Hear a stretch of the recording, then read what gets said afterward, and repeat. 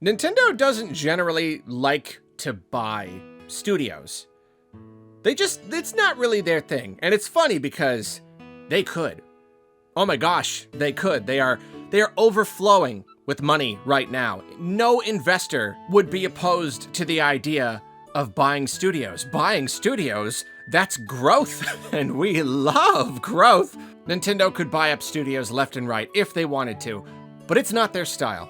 They like their company growth to be a bit more slow and organic, and they like to expand their internal studios rather than buying and taking on external studios. And this is a lot more sustainable than how other companies are doing it. I mean, it almost goes without saying, their style is buy up companies left and right, just constantly be pumping money into them, and then when things aren't going so well, axe them all, dump them all to save a little bit of money in the short term, this ridiculous cycle of too much growing and then too much ungrowing, as it were. It's a little bit ridiculous. I'd say you could shoot for a middle ground. I don't think it's super unreasonable to say, what if you buy some studios, but then you also treat them well and you have them make projects that actually suit their unique styles and abilities? Whatever, though. Nintendo doesn't like to do it. They don't do it very often. The last notable purchase was Next Level Games, and that one made a lot of sense. Next Level Games had proven that they're extremely talented developers. They had produced a bunch of really high-quality, first-party Nintendo games. Them being welcomed into the family it's like they were already part of the family. They made it official, that one made sense. This one right here, it feels a little bit more random. It's a little bit more left field. Nintendo has purchased Shiver Entertainment. You will be forgiven for not knowing who they are, because I certainly did not know.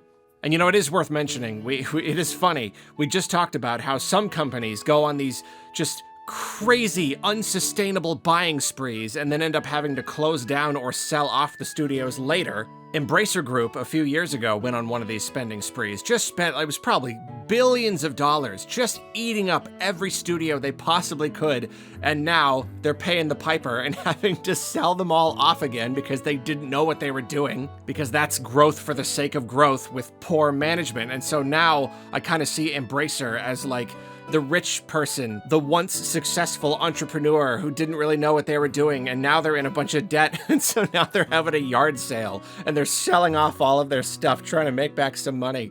And Shiver Entertainment is one of those studios. So Nintendo comes along, they got all their stuff together, they're just kind of strolling by and being like, you know what? That looks pretty good. How much for that one? We see value there. Just learning that Nintendo was specifically buying this studio from Embracer, it's too funny. It's just perfect. But anyway, yes, Shiver Entertainment, they don't have the longest history. Most of their notable credits are pretty recent, and they seem to specialize in ports. They've worked on some Scribblenauts games and the Switch ports for Hogwarts Legacy and some Mortal Kombat games, one of which apparently was really not great. I think it was pretty infamously poor. However, that might not have been their fault at all. It could have been that the game itself was just near impossible to port to the Switch, and they did everything that they could. I really don't know.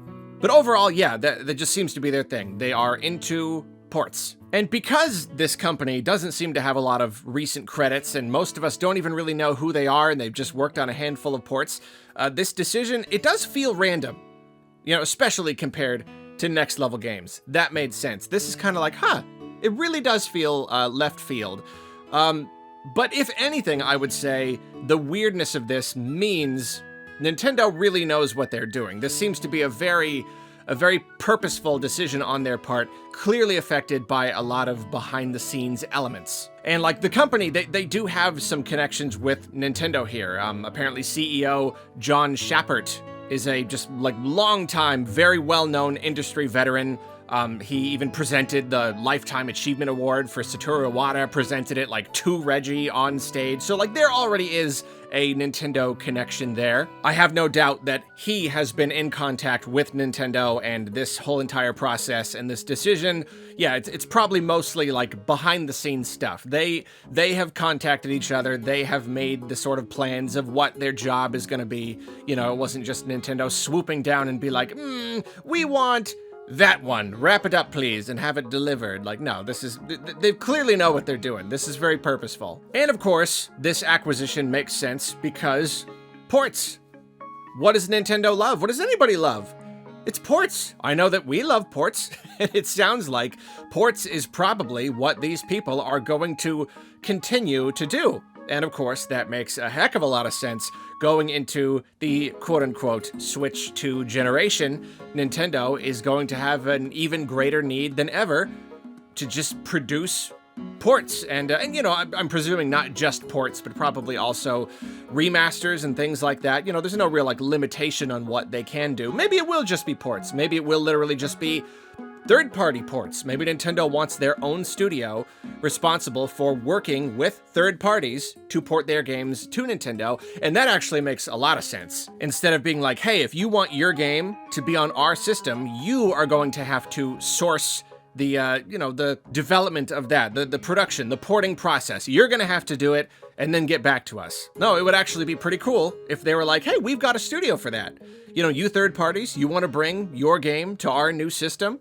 We can help you. Give it to us. We'll work with you directly. I don't know if necessarily that's what they're gonna do, but I think that certainly makes sense. So yeah, Shiver Entertainment, that's what's happening, and it's exciting. And even though this is just some little company I've never heard of before until very recently, until this news came up, it's still exciting. It's just exciting to see Nintendo expanding and growing, you know, and I know that they're like I said, they're always expanding internally. And in fact, at recent investors meetings and such, President Furukawa was talking about how, yes, we have been expanding internally. We have been growing our internal studios to prepare ourselves for the next system, for quote-unquote Switch 2. But we don't get to see that, you know, that's less tangible. We don't see all that happening. So I can like look at this, hey, they're buying an external company, a Florida-based company that's being added to Nintendo. Awesome. I can see that. I can, that's a piece of growth that I can witness. And it's just nice. It's nice knowing that there is yet another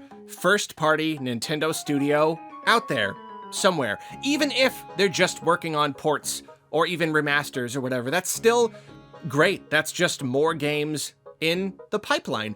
And like I said, we love ports.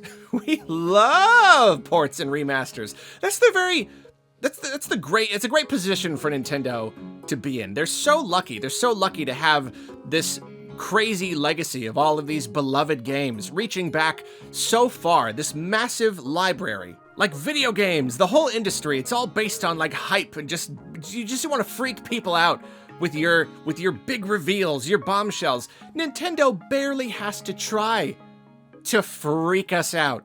They barely have to try. They have so many games. They've been giving us these amazing remasters and remakes, and we're just losing our minds, and they've still got games.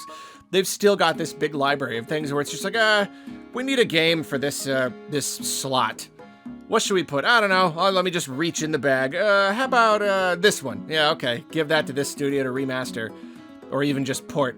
And they announce it, and we lose our minds. We even just cheap up-resed ports, even just like Pikmin 1 and 2 on Switch. It's cheap, it's quick, it's easy. We don't even care. We lose our absolute minds over it. So having another studio that's capable of producing those kinds of games, that is just good. Especially going into next gen, that is good for Nintendo and very good for us. What do you think? What do you think their first game, if Shiver Entertainment ends up working on first-party Nintendo titles, what do you think their first port is going to be on Switch 2? My guess is Steel Diver Ultimate Edition. That's a launch title right there. Steel Diver Ultimate Edition on Switch 2. That's gonna be the premier game. You ain't never seen Nintendo graphics like this.